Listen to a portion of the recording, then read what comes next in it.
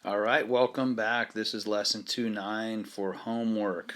We're going to be working on graphing decimal numbers. So looking at some graphs. Most of them are bar graphs. Here we go.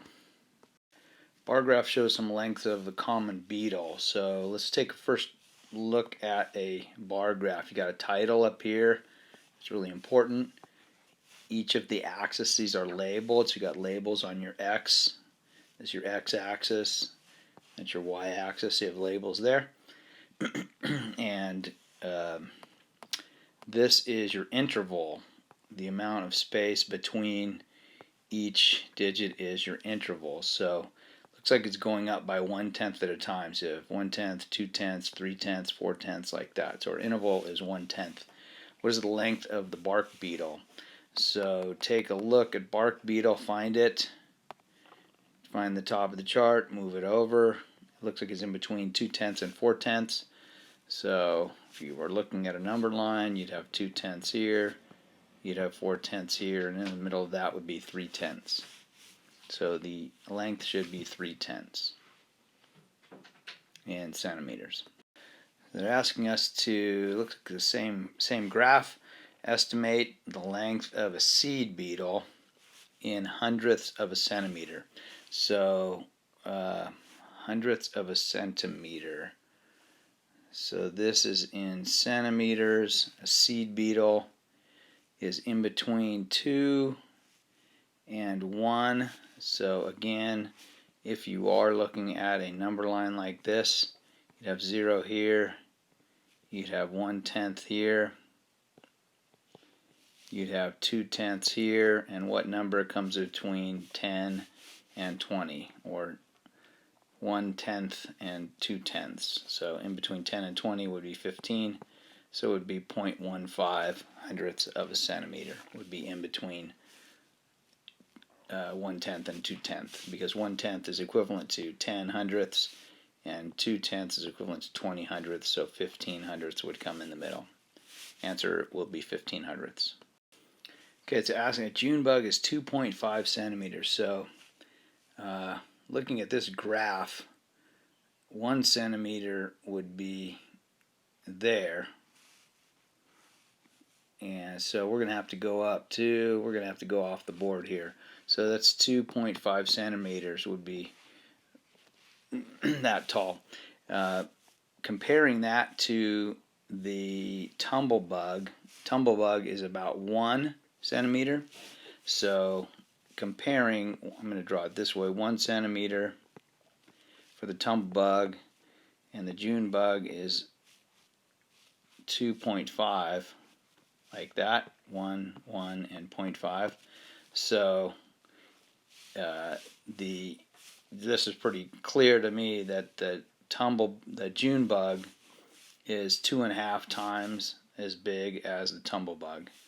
About how many times as tall as the tumblebug would the June bar be? 2.5 times, because it's 2.5 times taller. So I'm going to go 2.5 using a comparison bar model. So here they give us a table.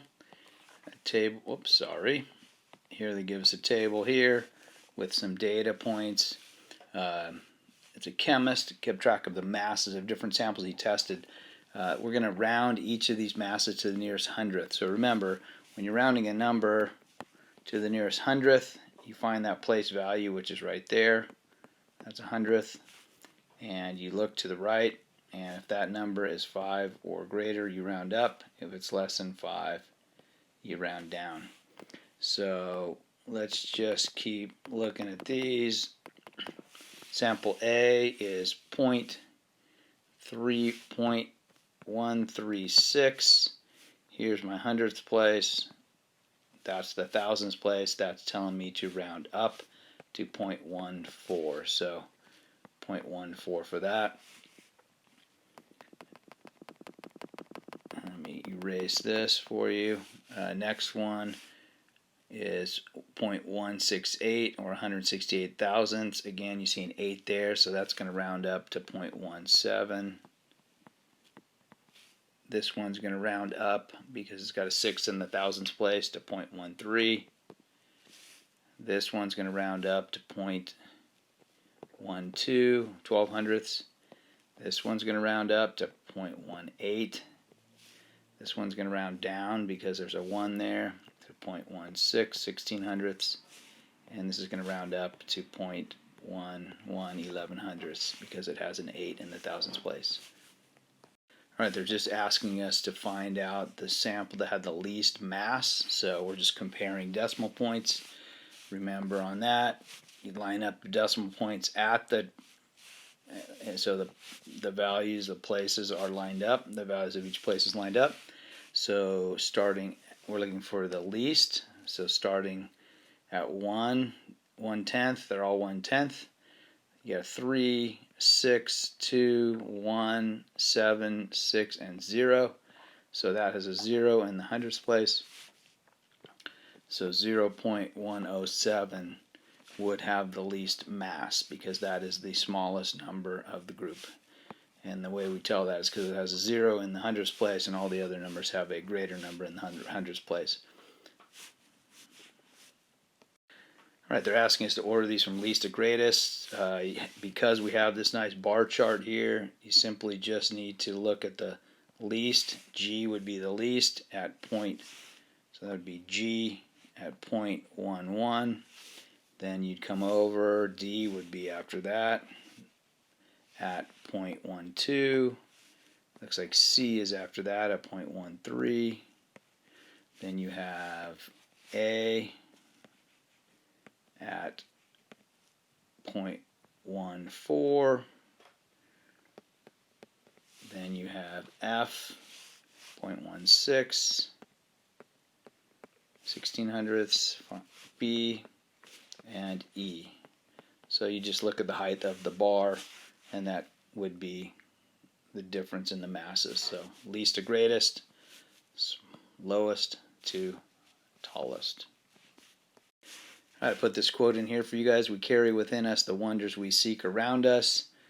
This is from the book 365 Days of Wonder, based off the book Wonder. And that's some great quotes. I'm going to put these in here. Keep working hard. It brings you a feeling of success and happiness. And make sure you're asking questions about everything you don't understand so you can build mastery. Thanks.